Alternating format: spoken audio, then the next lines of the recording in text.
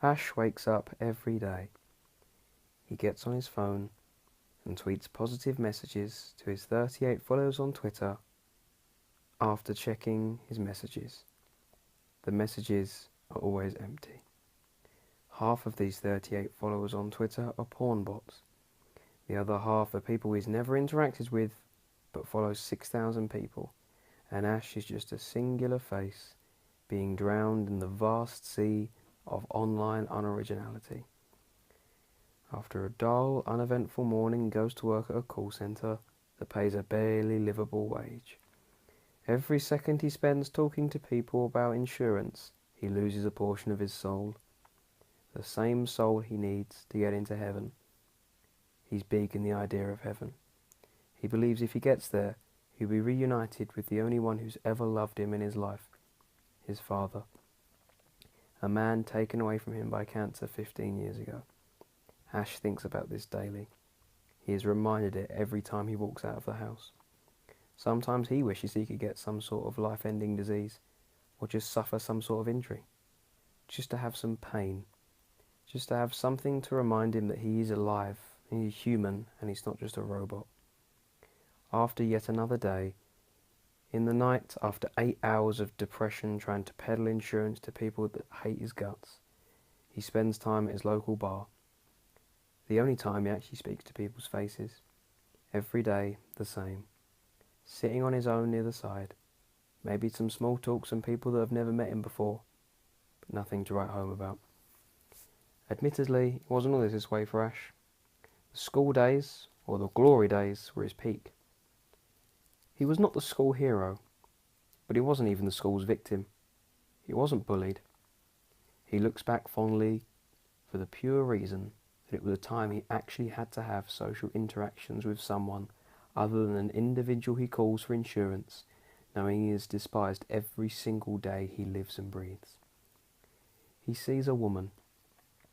He sorts of recognises the voice. Reminds him of someone he might have known at school, but he doesn't quite know. For the first time in what could possibly be his life, a woman actually comes over and talks to Ash. He makes a move towards her to show that he is at least somewhat interested. He is incredibly awkward while doing so and almost fucks it up. He introduces himself. He doesn't recognise her, but they talk anyway. The amount of alcohol inside him, the liquid courage is imbued within his voice. And after what could possibly be the most successful attempt by someone of all time to attract someone, he takes her home. She's not remarkable. She's a 5 out of 10 at best. But for Ash, it's better than a numb hand he wanks every day with.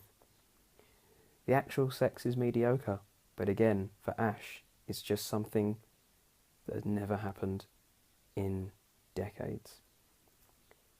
He lasts a few minutes. He finally falls asleep content. For the first time in a while, he's not thinking about pain, death, or the idea of heaven. He wakes up again in the morning. He notices a note that the woman has left. He reads it. With a smile on his face, for the first time in years, and genuine pleasure, Ash gets the note. He puts on his glasses and reads aloud. The note says, "Thanks for not judging." Ash remembers now. The woman did not recognise him, and he did not recognise the woman, because the woman used to be a man. It was one of his best friends at school.